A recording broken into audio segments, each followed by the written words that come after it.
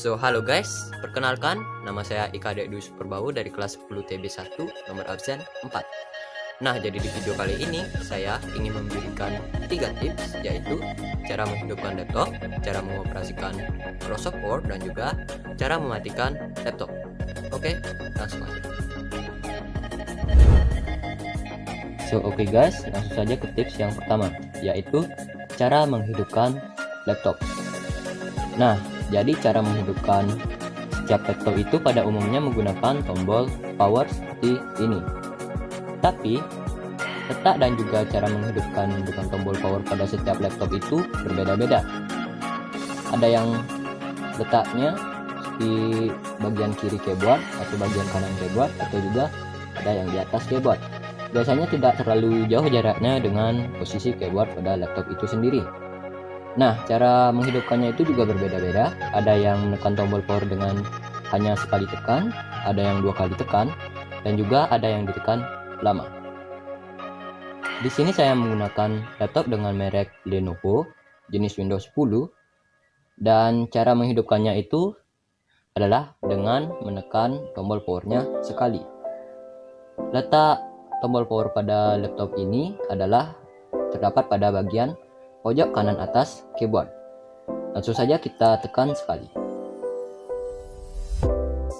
Oke, setelah ditekan, laptopnya akan mulai hidup dan muncul tampilan seperti ini. Di sini kita diharuskan untuk menunggu proses menghidupkannya selama kira-kira kurang dari 1 menit. Kita tunggu sampai muncul tampilan desktop.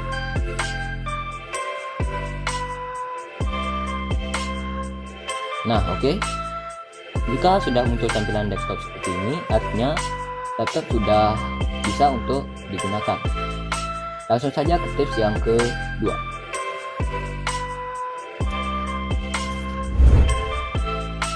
Oke guys, setelah muncul tampilan desktop seperti ini, saya akan melanjutkan penjelasan ke tips yang kedua, yaitu cara mengoperasikan Microsoft Word. Langkah pertama yaitu kita buka dahulu software Microsoft Word-nya, kita tekan 2 kali pada ikonnya. Lalu akan muncul tampilan seperti ini. Fitur-fitur di setiap versi Microsoft Word itu berbeda-beda. Dari versi 2003 sampai dengan versi 2016 itu memiliki fitur yang berbeda-beda. Di sini saya menggunakan versi 2007 dan saya hanya akan menjelaskan fitur-fitur umumnya saja. Jadi harusnya fitur-fitur yang saya jelaskan juga ada pada versi Microsoft Word lainnya. Oke, di sini saya akan membaginya menjadi 3 bagian agar lebih mudah dimengerti. Pertama, bagian 1 yaitu kotak putih ini dan juga sekitarnya. Yang kedua ada pada bagian menu, ke-7 bagian ini. Lalu yang ketiga sekaligus yang terakhir adalah bagian toolbar atau yang saya tunjuk ini, pada bagian pojok kiri atas. Langsung saja pada bagian yang pertama.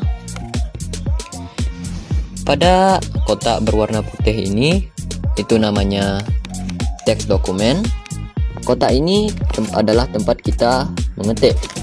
Misalnya di sini saya akan mengetik kata halo. Oke, maka akan muncul tulisan halo karena tadi saya sudah mengetiknya pada keyboard. Selanjutnya, coba lihat pada bagian kiri bawah ini ada yang namanya page.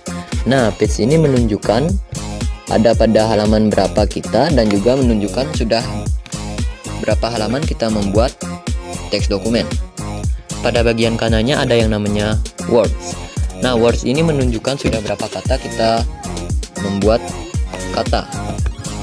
Misalnya di sini saya sudah membuat 2 kata ya, halo, halo. Maka otomatis pada words akan muncul angka 2 karena kita sudah membuat 2 kata. Lalu pindah pada bagian kanan bawah ada yang namanya fitur zoom. Nah, fitur zoom ini berguna untuk mengecilkan dan juga membesarkan ukuran teks. Fitur ini sangatlah berguna. Lalu pada bagian atas dari zoom ini ada yang namanya fitur scroll. Nah, fitur ini berguna untuk men-scroll dari bawah sampai atas. yang dapat memudahkan kita untuk melakukan pengecekan pada saat menulis teks. Oke, itu adalah fitur-fitur umum pada bagian yang pertama. Selanjutnya ada pada bagian yang kedua, yaitu pada menu Home. Oke, pada bagian menu Home ini adalah fitur-fitur yang paling sering dipakai oleh orang-orang. Yang pertama adalah fitur font. Pada fitur font ini kita dapat mengubah gaya tulisan kita sesuai dengan keinginan kita. Misalnya di sini saya akan mengubah font saya menjadi Times New Roman. Kita klik saja, lalu kita mulai mengetik. Oke, gayanya itu berbeda dengan tulisan yang tadi. Itu adalah fungsi dari font. Lalu pada bagian kanan font ada yang namanya font size atau ukuran font. Font size ini berguna untuk mengubah ukuran dari font yang akan kita buat sesuai dengan selera kita. Misalnya di sini saya akan mengetik dengan ukuran font 20. Saya mencoba mengetik suatu kata. Oke. Ukurannya itu berbeda daripada yang sebelumnya karena saya sudah mengatur pada font size tadi. Pada bagian kanan font size ini lagi ada yang namanya grow font dan juga shrink font. Nah, hubungan dari grow dan shrink font ini sangat erat dengan font size karena gunanya dari fitur-fitur ini adalah untuk membesarkan dan juga mengecilkan font. Fitur yang selanjutnya ada pada bagian bawah font, yaitu fitur bold. Nah, fitur bold ini berguna untuk membuat teks menjadi tebal. Misalnya di sini saya mengaktifkannya. Oke. Saya mencoba mengetik suatu kata. Nah, ketebalannya itu menjadi lebih tebal jika kita menggunakan fitur bold ini. Selanjutnya yang ada pada samping bold yaitu namanya italic. Italic ini berguna untuk membuat tulisan kita menjadi miring. Contohnya seperti ini.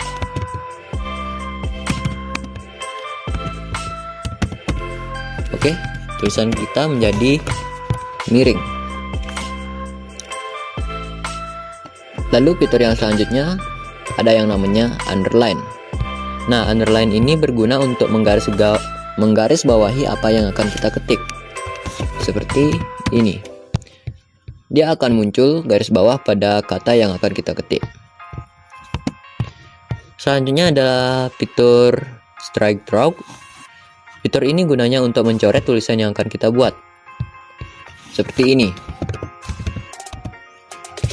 Nah, tulisan yang kita buat itu akan menjadi tercoret. Lalu pada bagian kanannya lagi di sini ada yang namanya fitur subscribe dan juga superscribe. Kedua fitur ini biasanya digunakan dalam bidang IPA dan juga bidang matematika. Misalnya pada bagian subscribe. Nah, subscribe ini gunanya untuk membuat misalnya seperti senyawa. Di sini misalnya saya akan membuat senyawa H2O atau air. H2O.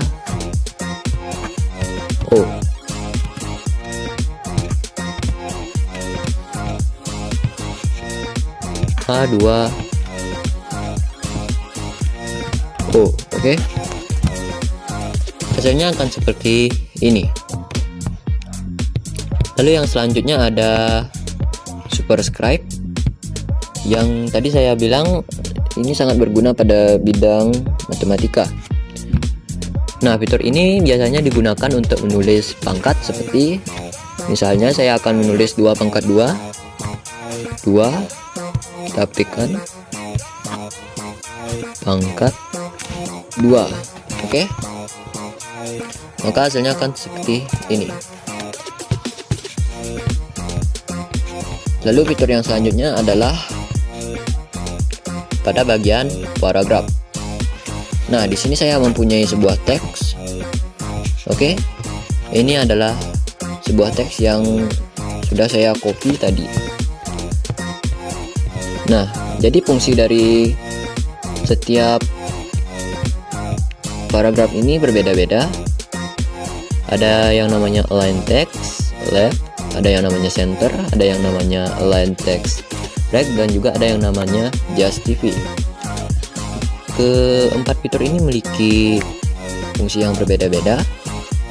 Misalnya pada bagian align text type ini berguna untuk meratakan teks-teks ini pada bagian kiri saja, seperti ini. Maka dia akan rata pada bagian kiri saja, pada bagian kanannya dia tidak akan rata. Lalu yang selanjutnya adalah center. Nah, center ini berguna untuk meratakan paragrafnya pada bagian tengah, seperti ini. Maka pada bagian kiri dan juga kanan dia tidak akan rata. Selanjutnya align text right. Oke.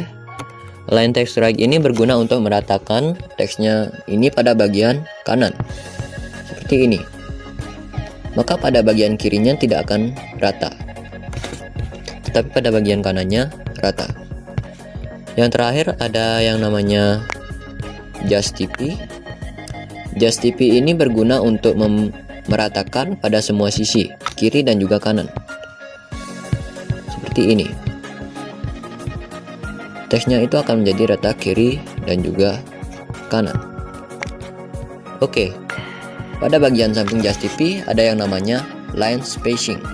Nah, line spacing ini berguna untuk mengatur jarak antara baris 1 dan juga baris 2 pada paragraf. Misalnya seperti ini, saya sudah memblok teksnya dan saya ingin mengubah ukurannya menjadi lebih panjang. Nah, ukurannya otomatis akan menjadi lebih panjang ya. Oke, itu semua adalah fitur-fitur umum yang berada pada menu home. Selanjutnya adalah fitur umum yang ada pada menu insert. Nah, di sini pertama kali ada yang namanya table. Nah, table di sini bertujuan untuk membuat tabel. Berapapun ukuran yang kita ingin, kita bisa buat di sini. Pada bagian kotak-kotak ini kita hanya bisa membuat maksimal 10 kali 8 table. Lalu pada bagian insertnya ini kita bebas membuat ukuran table sesuai dengan keinginan kita. Lalu di sini saya akan membuat ukuran 20 dikali 20. Langsung kita ketik OK. Nah, maka akan muncul tabel 20 kali 20. Setelah kita membuat tabel, biasanya akan muncul tampilan seperti ini. Tampilan-tampilan ini itu gunanya untuk mengedit dari tabel yang telah kita buat tadi. Ada yang mengatur gayanya, ada juga yang mengatur menggambarnya, ketebalannya, dan juga lain-lain.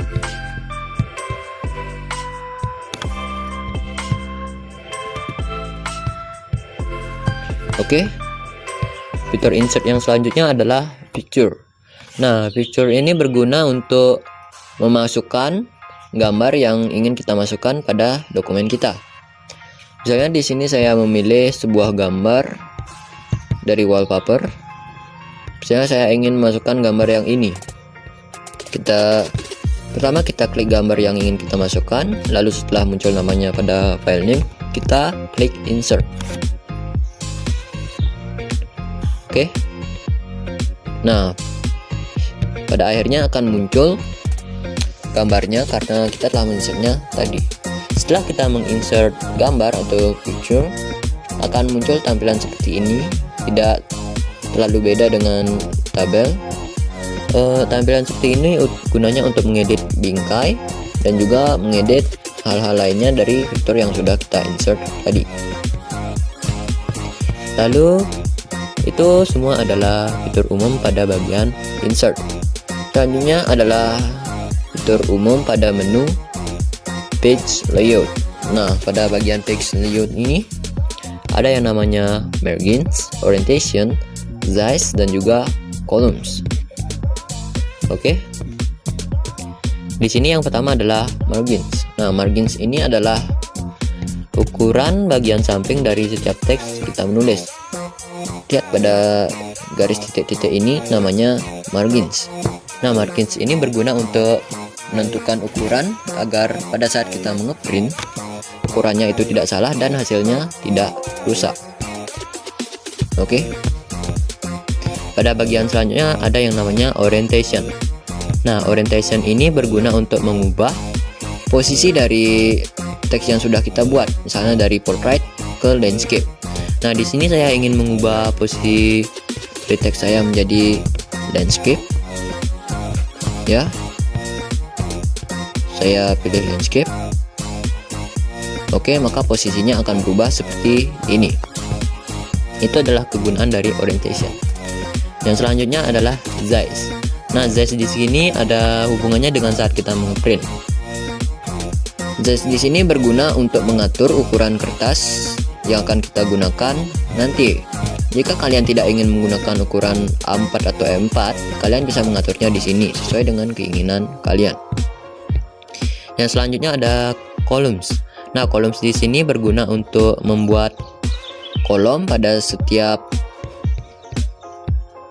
paragraf yang kita buat. Nah, kolom di sini berguna untuk membuat hal-hal seperti yang di koran, akan muncul kolom seperti ini. Misalnya di sini teks yang tadi. Oke. Saya akan memberikan fitur kolom. Misalnya di sini kolom 2. Nah, maka teksnya itu akan terbagi menjadi 2 bagian. Dan juga bisa saja saya menggantinya menjadi columns 3, maka dia akan terbagi menjadi 3 bagian. Fitur ini biasanya digunakan pada koran agar tidak terlihat membosankan saat dibaca. Oke, itu adalah ke bagian kedua, yaitu pada bagian menu, fitur-fitur yang paling sering digunakan oleh orang-orang. Lalu pada bagian ketiga, yaitu ada yang namanya Quick Access Toolbar. Nah, pada bagian ini ada yang namanya fitur undo dan juga redo. Nah, pada bagian undo di sini misalnya saya akan mengetik kata halo. Oke. Nah, fungsi dari fitur undo ini adalah untuk mengembalikan apa yang telah kita lakukan. Mengembalikan itu contohnya seperti ini. Tadi saya sudah mengetik kata halo, tapi karena saya salah, saya ingin mengembalikannya. Oke, setelah kita mengklik undo, maka kesalahan kita yang tadi dapat dihilangkan. Lalu, yang selanjutnya ada fitur redo. Nah, redo ini fiturnya adalah kebalikan dari undo. Misalnya di sini saya sudah menggunakan fitur undo, namun saya ingin kata yang tadi kembali lagi. Kita tinggal mengetik kita tinggal menekan fitur redo. Oke, maka akan muncul tampilan seperti ini. Yang selanjutnya adalah print preview. Nah, print preview ini gunanya untuk menampilkan hasil pada saat kita akan mengeprint. Tampilannya seperti ini. Bila mana pada saat mengeprint nanti, maka tampilannya akan seperti ini. Oke, itu saja pada bagian Quick Access Toolbar. Dan yang terakhir adalah cara menyimpan teks yang sudah kita buat. Jadi di sini saya sudah selesai membuat teks. Misalkan saya sudah selesai membuat teks ini. Saya ingin menyimpannya. Caranya itu adalah dengan kita memilih Office button. Office button ini terdapat pada bagian samping kiri Quick Access Toolbar. Kita tinggal ketik saja. Nah, Office button ini gunanya untuk tahap penyelesaian. Pada setiap kita menyelesaikan dokumen kita dapat memilih fitur-fitur di sini untuk menyelesaikannya. Misalnya ada menyimpan, mengeprint, dan juga mengirimnya kepada orang. Di sini saya ingin menyimpan teks saya, jadi saya tinggal ketik save. Nah, save. Setelah saya menekan tampilan save, akan muncul tampilan seperti ini. Yang pertama, kita diarahkan untuk menentukan tempat kita akan menyimpan dokumen yang telah kita edit tadi. Di sini saya ingin menyimpannya pada download, pada as dokumen misalnya. Oke, ini adalah destination-nya. Lalu selanjutnya adalah kita mengatur namanya. Di sini kita bebas mengatur namanya. Di sini saya akan mengatur namanya dengan nama tugas SIMDIG misalnya. Lalu yang selanjutnya adalah tipenya. Tipenya di sini kalian pilih saja dengan tipe Word document karena itu yang paling sering digunakan. Oke, setelah mengatur semuanya, kita tinggal ketik save. Nah, oke. Teksnya sudah tersimpan pada folder yang tadi kita pilih. Sekarang kita bisa mengeceknya. Kita close dulu Microsoft Word-nya, kita close. Oke, lalu kita cek pada bagian yang tadi.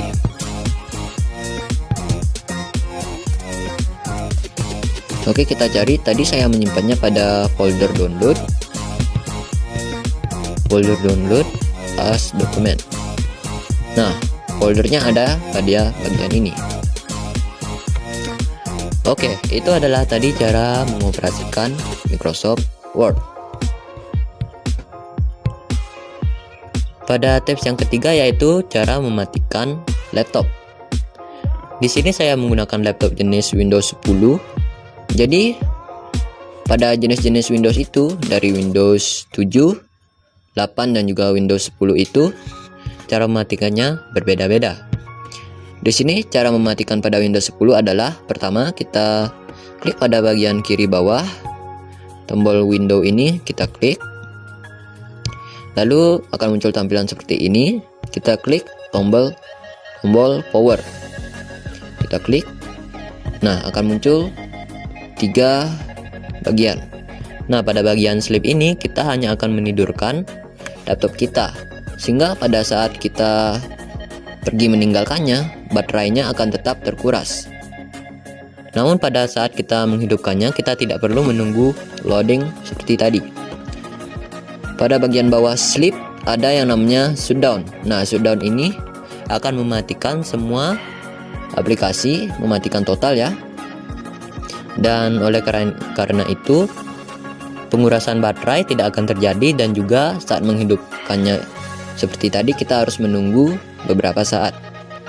Pada bagian bawah shutdown ada yang namanya restart. Restart atau mengulang kembali itu berguna untuk mematikan PC kita atau laptop kita lalu menghidupkannya kembali. Biasanya digunakan untuk merefresh jika terjadi crash atau terjadi kemacetan. Oke, di sini saya langsung saja kita klik shutdown. Otomatis akan muncul tampilan seperti ini dan laptopnya akan mati dengan sendirinya. Yang terakhir kita tutup saja. Oke, itu adalah 3 tips yang saya jelaskan. So, dari 3 tips tadi, mudah kan? Pastinya. Silakan like video ini jika suka, dislike aja kalau nggak suka, dan dadah.